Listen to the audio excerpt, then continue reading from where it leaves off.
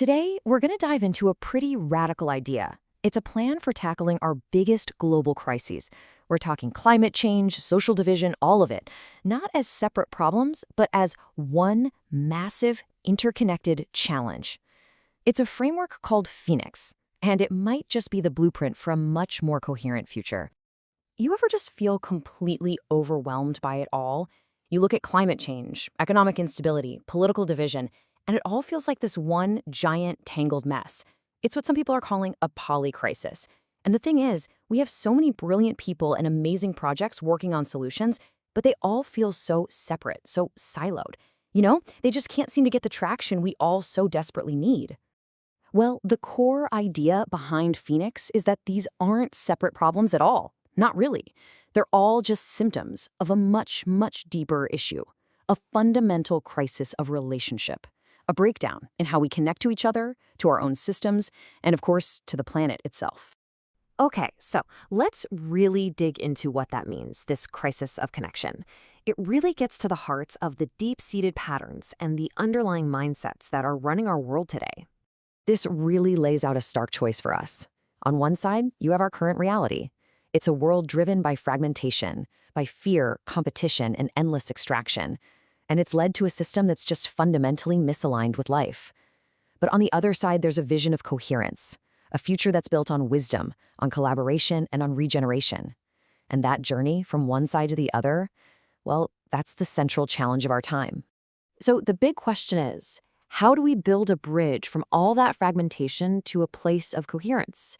That's exactly where the Phoenix framework comes in. And I really want to stress this. This isn't just another app or some new tech platform.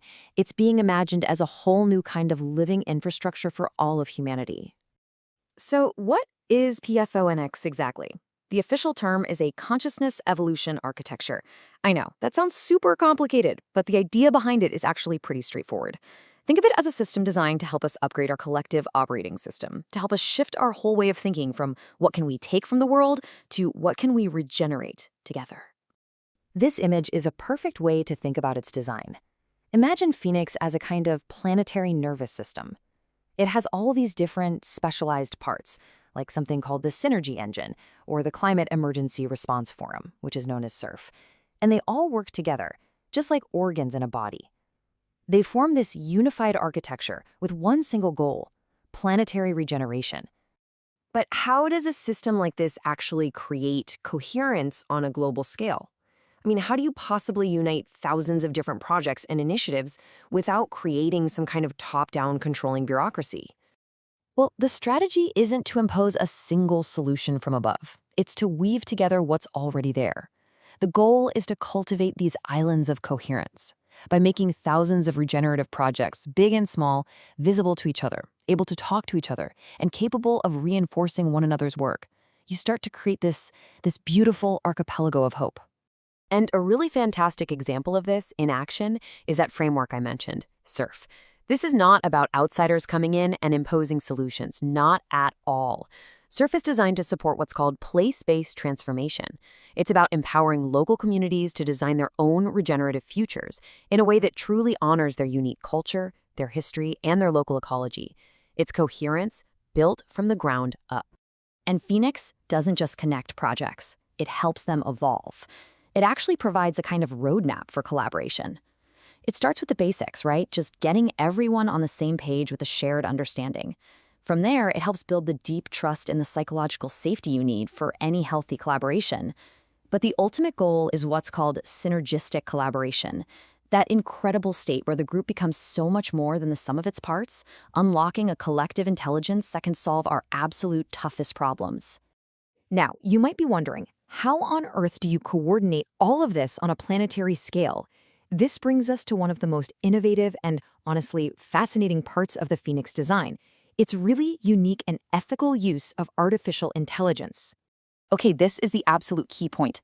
Unlike so many AI systems that are designed for optimization and control, the AI in Phoenix is framed as a partner.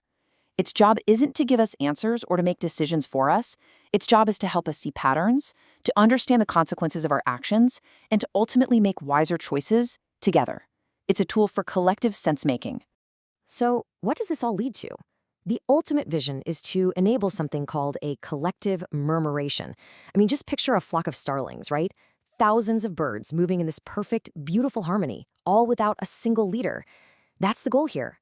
Millions of regenerative projects, all acting independently, but in synergistic alignment, creating this coherent global movement without any central command.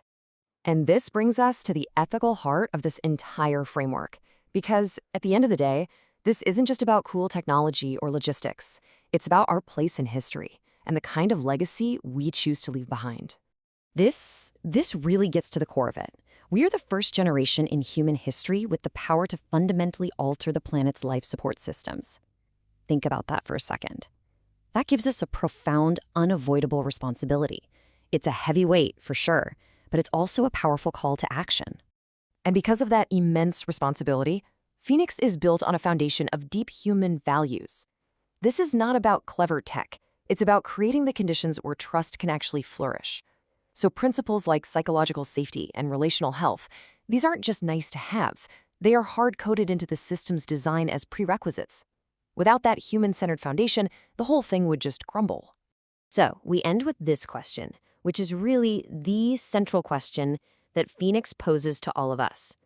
After centuries of learning how to dominate and extract, can we now remember how to collaborate in harmony with life and with each other? The answer to that question will define our future.